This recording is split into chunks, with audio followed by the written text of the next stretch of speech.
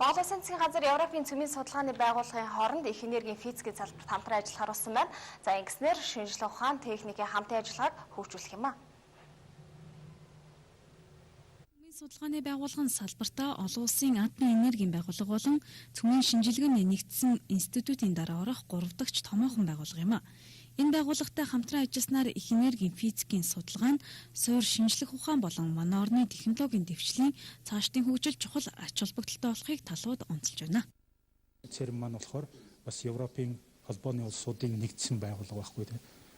Засгийн газар хоорондын байгууллага гэж байна. Тэгэхээр энд нэгдэн болсноо эндний одоо байгаа энэ хүчин чадал бол дэлхий дээр угаасаа яг хамгийн дээдлийн нэгдүгээр хүчин чадалтай энэ хурц суурийн бүгдийг ашиглаж байгаа. Жишээл нодин гэхэд одоо Хиггс бозон гэдэг одоо физикчдийн ирж хайж байсан тэр хамгийн их одоо бид масс гэдэг тэр бозоныг одоо нээж болсон дэлхийн одоо хамгийн том үйл явдал болж байгаа гэх мэтлэн. Тэгэхээр this morning to have энэ бол зөвхөн бол цөмийн физикийг хөгжүүлэх тал дээр биш юм а. Энэ бол ер нь бол яг энэ физикийн шинжилгээ ухааны тал дээр бол суур судалгаа хийх дээр бид нар бол гол одоо ажлынхаа чиглэлийг гэж харж байгаа. Гэхдээ бол бас мэдээж хэрэг бас энэ суур судалгаахан үндсэн дээр бол бид бас шууд практикт бас хэрэглэх тийм боломжтой одоо генератор одоо юмнуудыг бол бас хэрэглэхийг бас үгүйсэхгүй. And I see Үүнээс өмнө манай улс Дубнаатай хамтран судалгаа хийж байсан түүхтэй тэгвэл ЦЕРН буюу Европын цөмийн судалгааны байгууллага Монголын эрдэмтдийн ур чадвар нь их энергийн физикийг өндөр шатанд хөгжүүлэхэд боломжтой түвшинд хүрсэн гэж дүгнэж байна.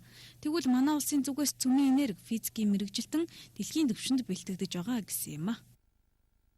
Жишээлбэл би одоо 99 онд Монгол Улсын их сургуулийн физикийг төгссөн. Манай 20 хүүхэд төгссөн. Тэндээс 5 хүүхэд нь баруунд одоо доктор хамгаалсан байгаа физикийн чиглэлээр.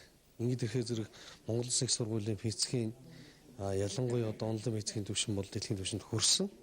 Дараачихын асуудал бол одоо цөмийн судалгаа тэр дундаа бол одоо нэг лабораториуд дээр дэлхийн түвшинд ажиллах бүрэн боломжийг бий болж байгаа. Манай лабораториуд ч гэсэн бас тэр түвшинд хүрэж байгаа. Хамтын ажиллагааны дунд Европын цөмийн судалгааны байгууллагын эрдэм шинжилгээний хөтөлбөрүүдэд манай эрдэмтэн судлаач оюутнууд оролцох бололцоо нэгдэж байна. Тодорхойлбол манай эрдэмтэд дэлхийн шинжилгээ ухааныг анхны үүсгээрээс навч зарим оюутан залуус ЦЕРН-ийн харьяа сургуулиудад суралцах юм а.